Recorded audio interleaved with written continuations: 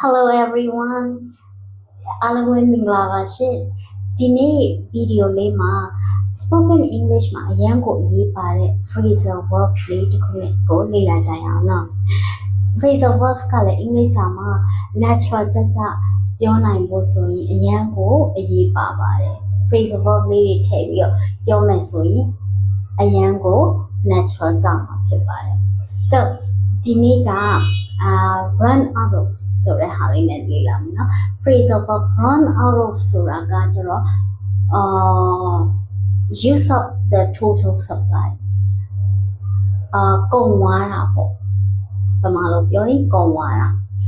အဲ့တော့ example လေးနဲ့ကြည့်ကြအောင်ပို့ရှင်းတော့ the printer won't work it's run out of paper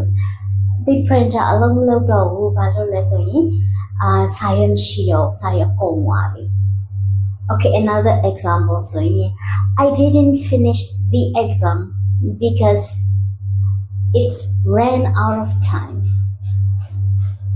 ငါစာမွေးဖြေလို့မပြီးခဲ့ဘူးဘာဖြစ်လို့လဲဆိုတော့အချိန်ကုန်သွားလို့အချိန်မလောက်လို့ so ဒီဟာလေးကအားလုံးအတွက်အကျိုးရှိမယ်လို့ထင်ပါတယ် See you in the next video.